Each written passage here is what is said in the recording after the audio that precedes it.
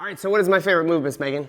The decapative whip? No, it's the basic whip because all patterns relate back to either a push, pass, or whip. Now, I learned the basic whip back in 1997, and 10 years later, I learned this decapative whip from a DVD. Now, in the last 15 years, I've been adding variations to it, so I have something to dance with people of all levels. Today, we're going to start with a whip, then a reverse whip. We're going to teach you the reverse whip with a single outside turn. Then we'll do it from a cross hand hold, and finally, we'll do it with what I call a leader's peel out, which looks really cool. Now, this is part one of a 2-video series, and in part 2, I'm going to give you 3 more variations for this pattern. So make sure you subscribe and click the little bell button so you'll know when we add the second video. All right, gang, let's build your cool pattern. We're going to start with the basic whip, then a reverse whip, then a cross hand reverse whip, and then one with a single outside turn, and finally the leader's peel out. So first things first, we have the basic whip. And in a second, we're going to talk about a very important thing that you might not have heard about that basic whip, but then we're going to take this to a reverse whip, 1, 2, where she turns the opposite direction. Then we're going to do that reverse whip with a cross hand hold to get to the decapative whip with a single outside turn. And then finally, we're going to do this with a leader's peel out, which is very doable. We've taught this all around the world, all around the country, and it's very effective. But first things first, we have to understand a basic position in the whip that sometimes we space on. We've all been taught to connect away here. The same connection point exists over here. 1, 2, 3, and. So if you were to look at this position like we had just anchor stepped, it's the same feeling of connection. So if we did it on this side, 1, 2, 3, and. So Megan is back on that foot. And one of the things that I do when I travel and teach, and here in my studio, I take the biggest, strongest guy in the room, and I say, connect to me. And I say, we've all been taught to use our lats, and we use our lower center and higher center. And I tell people, I said, just take your weight from the balls of your feet and put them down into your heels, and you'll topple that big, strong guy over. Cool? So I want you to think about that. Megan's going to talk about what she thinks about over here. 1, 2, 3, and. What are you thinking about right there, Megan? Right here. I know I say it a lot, but connection is key. So connecting to this hand, really important. How you do it is even more important. I'm not connecting with my upper body, not connecting with my lower body. I'm connecting with my whole torso and putting my weight back into my left foot. So that way when I step across, it's literally my step across that creates that. So that's going to be super important. You have to understand your basic whip first before we do it in the reverse whip and then later the decapative whip. So if we did the reverse whip, we're going to dance 1. We're going to prep her slightly forward on 2. We'll talk about that prep in a second. We're going to turn her 3, and. There's that position as I step across for count 4, 5, 6, 7, and 8. So let's talk a little bit about how we lead that reverse whip. 1, and on 2, I'm going to slightly take my hand this direction, which allows her to fill out space with the left side. She's prepped as I take the hand through.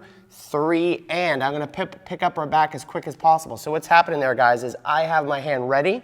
The second I can find her spine, I'm picking that up. So if I did it 1 time from this side, then we'll get to the decap part. 1, 2, 3, and. There's that position. We're managed. It looks just as good as a basic whip. 4, 5, 6, 7, and 8. So I need to master that before I do it with the cross hand. And this gets a little wiggy because we dance more patterns with the left hand, but the same rules apply. 1, I give her a little prep. I send this hand slightly out, but notice we're still connected through our elbows and our fingers. This hand goes up and over. 3, and. There's our moment on 3, and, just like we would be in a regular whip. Boom. We're in this position. Don't worry, we're going to help with the hands. I step across for 4, send her for a single turn, outside turn. So we're going to talk about 2 things. Leaders, what do I need to do to get these hands? And followers, what do you need to do with this turn? Because if you don't get this right, the decap whip looks like a forearm shiver. So leaders, here's what I need to do. I need to practice with baby steps, taking this hand up and over. I'm going to catch the back of her shoulder, slide down to the tricep, and put this hand over my head. So let's do that again. Handshake, hold. This goes up and over. Pick her up nice and early. Slide down to that position. Now, there's a pro tip. If you happen to be really tall as a leader and you can't get this over your head, it's excessive, you're going to pop that on your shoulder. If you're more appropriately heighted, you should be able to get there. So that's what I need to think about. Followers need to think about the turn, but let's get there first. 1, 2, 3, and there we are. I step across on 4. Now I lead her for a single turn. 5, 6, 7, and 8. Now Megan's going to talk about that turn, because if you get that right for the followers, it's going to be way better for the leaders. Yeah, so followers, if we get to count 4, we have 1, 2, 3, and 4. This is just a normal outside turn from a whip. You are going to pivot for 5, pivot for 6, anchor around for 7 and 8. You are not going to go fast. So we have 1, 2, 3, and 4, slow for 5, slow for 6, 7, and 8. And so leaders, make sure you do not lead her like a lawnmower. This is what I mean. 1, 2, 3, and 4. From here, I'm not starting the lawnmower. I'm slowly guiding 5, 6, 7, and 8. And you hear us talk about 2-beat increments all the time. Break this down by 2-beat increments. 1, 2, that's a key point. 3 and is a key point, but as long as I get across on 4, we're good. 5, count 6 as a key point. That's going to be vital when we get to the decap part, or rather the leader's peel out part. So let's talk about the leader's peel out. Let's look at it first. 1, 2, 3, and 4 of 5, 6, 7, and 8. So let's talk about the key points of this. So we get to 1, 2, 3, and 4. 1, 2, 3, and 4. We've got this part. On 5, I'm going to peel out 5, stepping that direction. We'll talk about the hands in just a second. I continue over for 6. That's that key point where the followers can't go too fast. 7, and 8. If you don't believe me, we're going to do a follow-up video to this where we give you a bunch of different options off of this, and we're going to need to be really good on count 6 to get it. So let's talk about that. Leaders part. 1, 2, 3, and 4. From here, leaders, I'm going to peel out with my right foot and step to this diagonal, almost to that back wall, but I'm not going to quite get there. That's count 5. Then I'm going to continue over for 6. I want to leave this hand out before I anchor 7 and 8. Followers, you're just thinking what? Slow turn. 5, 6, 7, and 8, not fast. So we have 1, 2, 3, and 4. When I step forward, and do this from the other side so you can see, I'm going to be on the ball of my foot.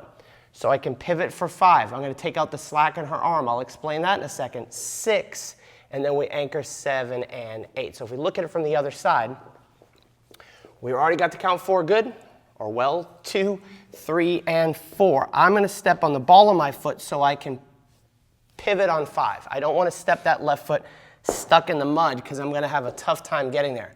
I'm going to step on the ball of that foot for count 4 so I can pivot for 5. Then I go over for 6, and then we anchor 7 and 8. Let's take a look at that. Then there's a pro tip, what I'm going to do with the arm. 1, 2, 3, and 4. I pivot for 5. Right here, I'm going to take the slack out of her arm. What I mean by that is I don't want this too close to us.